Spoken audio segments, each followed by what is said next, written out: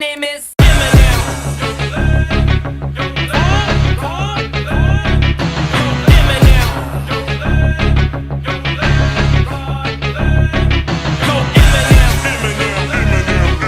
Music is reflection of self. Eminem. Respect you got to give me. I'm spilling these raps long as you feel them. To the day that I drop, you'll never say that I'm not killing them. Cause what I am not, then I'ma stop pinning them. And I am not hip-hop, and I'm just not Eminem. He wrote down, the whole crowd goes so loud. He opens his mouth with the words. On ne te voyait plus qu'avec tes lunettes teintées et tes doigts crispés. Tu rigolais et écoutais, mais on savait que tes épaulettes cachaient des épaules lassées, épuisées, de ne pouvoir se reposer de celles sur lesquelles elles aimaient se coller, de celles sur...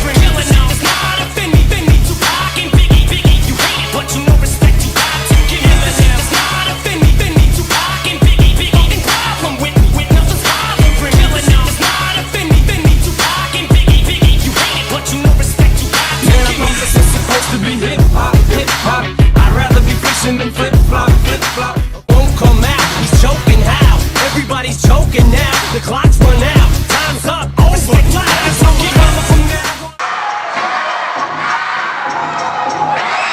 Want us to focus solely on handling my responsibilities as a father, so I solemnly swear to always treat this group like my daughters and raise it. You couldn't lift a single on it. I found my niche, you gon' hear my voice. Till you're sick of it, you ain't gonna have a choice. If I gotta scream till I have half a lung. Présente-toi et raconte-nous un peu ton parcours. Moi c'est Chéri Chaka, alors je suis rappeur, je viens d'Amiens, j'ai grandi à Amiens en Côte d'Ivoire, donc ça fait 10 ans que je rappe, et aujourd'hui j'ai ma structure, Nation des Hustlers, et je me produis moi-même et voilà, je suis en totale indépendance. Donc j'écris comme un boxeur, il va à la salle, comme un footballeur il joue au foot, bah, c'est comme ça, c'est la même chose, c'est réel, c'est ma vie.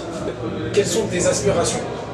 Alors, US et française aussi. Alors aux États-Unis j'ai beaucoup écouté la West Coast, Tupac, Snoop Dogg, Defro, le label, pour ceux qui connaissent. Et en France, j'ai écouté un peu de tout, hein. Bar, Rof, Salif. Voilà. Toujours en rapport avec ta profession, quel est ton rêve? C'est de prendre soin de ma famille. Instagram, Snapchat, vous tapez Chéri Chaka, CHEDI, espace CHAKA, follow me. C'est la nation des hustlers. Merci. Moi je m'appelle DJ House, je suis DJ beatmaker depuis les années 2000 à peu près. Mon parcours c'est j'ai fait de la musique acoustique, de la musique assistée par ordinateur et ensuite tout ce qui est avec les platines. Et ensuite j'ai travaillé dans des bars, dans des boîtes, dans des événements et aujourd'hui je suis retourné dans les événements parce que c'est mon parcours musique. Les oncles et tout ça, tout le monde il y en a qui jouaient de l'Étoile du Sud par exemple. À l'époque ça s'appelait pas comme ça mais à l'Étoile du Sud. Et donc j'ai pris goût à tout ça. La guitare, la basse, la batterie. Après t'es piqué comme on dit. Aujourd'hui mes inspirations c'est plus des gens comme DJ Snake, tu vois, qui broie la planète avec sa musique, tu vois. Comme sa dernière chanson, il est parti chercher dans les racines d'Algérie, tout ça. C'est incroyable. Donc voilà. Wow, mon rêve je le réalise tous les jours, hein. C'est d'être DJ et faire ma passion, mon métier. Je suis mon propre patron. J'ai dans le compte en rond d'appel sur Instagram. C'est The DJAWZ, THEDEEJAWZ. Instagram, Facebook, tout ça, de toute façon c'est toujours pareil. The DJAWZ. Voilà, vous savez tout. N'hésitez pas. Merci. Merci. Merci.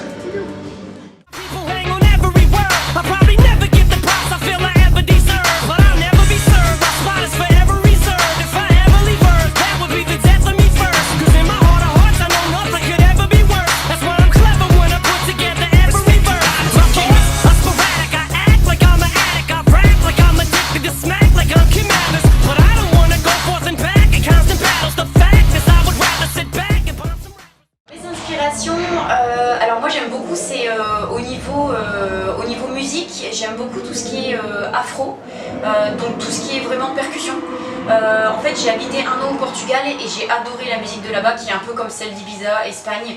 C'est vraiment, ouais, c'est des percussions, donc c'est tout ce qui est... j'ai travaillé toujours toute seule en fait. Je me suis faite toute seule, j'ai appris à mixer toute seule, on va dire.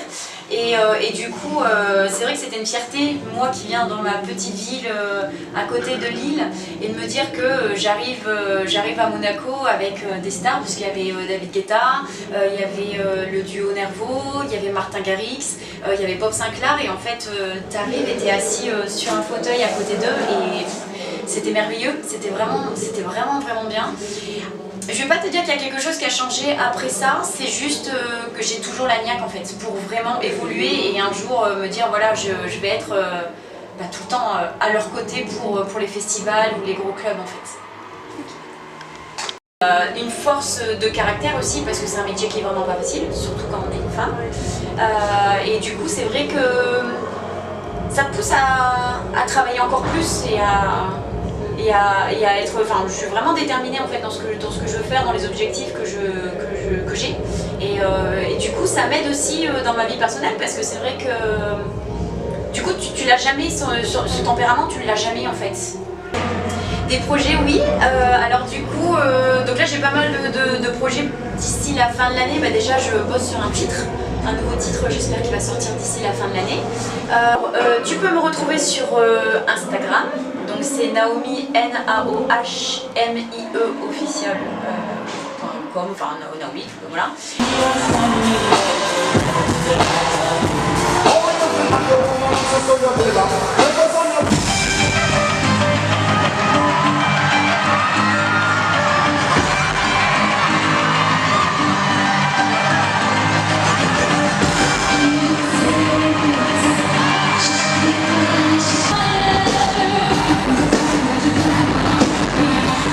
Like a full-blown attack, I'm launching at 'em. The track is awesome battle and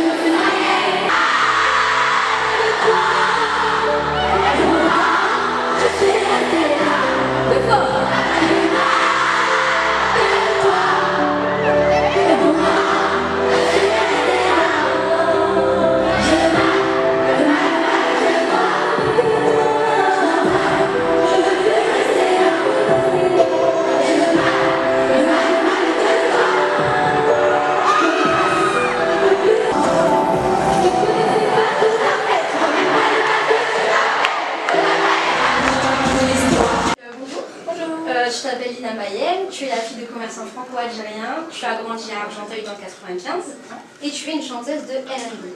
Donc à quel âge as-tu commencé à t'intéresser à la musique? Je pense que j'ai commencé à m'y intéresser assez jeune, pour ne pas te donner un âge parce que je ne me rappelle plus, j'étais quand même très jeune. Et j'ai commencé de façon amateur en balançant des freestyles et des compos perso sur des plateformes telles que YouTube et Facebook. Et tout. Moi j'aimerais savoir aussi, c'était quoi ton ressenti lorsque tu es rentré dans la scène pour faire ton concert? Alors, généralement, une question qu'on me pose, et je vais répondre en même temps à ta question. Souvent, on pose à un artiste, est-ce que tu préfères le studio ou la scène? Pour ma part, je préfère la scène parce que c'est là où je ramasse tout, l'énergie et les bonnes vibes en fait, du public. Parce que quand tu as en face de toi tout un public qui chante en chœur tes chansons, c'est le fruit de beaucoup de travail. Et en fait, c'est là... Je t'ai fait connaître en 2016 avec la reprise du morceau 92 Ils verront de Booba. Cette reprise compte aujourd'hui plus de 56 millions de vues sur YouTube. Comment tu réagis face à un tel succès? Alors honnêtement, ce succès-là, je ne l'ai pas vu venir. Et je pense que j'y étais pas du tout préparée parce que à cette époque-là, les plateformes où ça débitait à toute patate, c'était bien Facebook et YouTube. Donc c'était des plateformes qu'il fallait alimenter, vu que moi je venais d'arriver, je venais de signer dans un petit label indépendant dans le 10e arrondissement de Paris. Et c'était tout nouveau pour moi et c'était vraiment que du contenu à la base que j'envoyais. Et puis l'ampleur qu'a pris ce titre-là, ce remix-là, j'ai rien vu venir et voilà, on a surfé sur la vague et c'était cool. Et aujourd'hui, je me dis que chaque chose a un mérite et je pense que voilà, quand je l'ai fait avec amour, comme je fais toutes mes chansons avec amour, même si c'était qu'une reprise, je l'ai fait aussi avec amour. Et puis voilà, ça a payé, ça a payé. Mais pas mal, hein, pas mal. Bien son travail. Merci. Dans une interview pour Just Music en mars 2022, tu dis « Je suis un peu le porte-parole des personnes silencieuses ». Peux-tu nous en dire plus à ce sujet? Alors je pense qu'il y a... Pourquoi il y a autant de personnes qui se reconnaissent dans mes sons, je pense qu'au moment où elles écoutent mes lyrics, mes textes, elles s'y voient, elles se reflètent en moi. Parce que quand, je vais le répéter, je suis le porte-parole de toutes ces personnes-là qui pensent ce que je dis tout haut, qui le pensent tout bas. Et puis, je suis quelqu'un qui aime bien m'imposer dans la vie. Enfin, la vie elle est courte, quoi. Il faut dire ce que tu as à dire. Il n'y a pas le temps pour avoir de regrets, de remords. Il n'y a pas le temps pour ça. Puis ça détruit d'avoir des regrets et des remords. Ça détruit, tu vois. Tu radotes dans ta tête. Après, tu passes d'une forme aigrie parce que tu regrettes certaines choses. Non, il n'y a pas le temps. Tu dis ce que tu dois dire et puis c'est tout, on avance. C'est super. Tu as fait des feats, bon je ne vais pas tous les citer parce qu'il y en a beaucoup, mais avec l'artiste, avec Slimane, avec Imenes, enfin avec plein de personnes. Lequel était le plus inattendu? Et si tu peux moi choisir 3 artistes avec qui tu referais un featuring, tu choisirais qui et pourquoi? Franchement, j'ai kiffé tous les titres que j'ai fait parce que c'est tous des artistes avec on va dire des consonances différentes, très différentes. Donc je pense que c'est ça qui nous a rapprochés et fait qu'on a fité ensemble. Si on avait 3 alors, le plus étonnant, je pense que c'est avec Joker, parce qu'on a quand même 2 univers assez différents. Et s'il y avait 3 artistes, déjà sûr il y a Imen, parce que j'ai un très bon feeling avec elle et quand on est en séance, on rigole.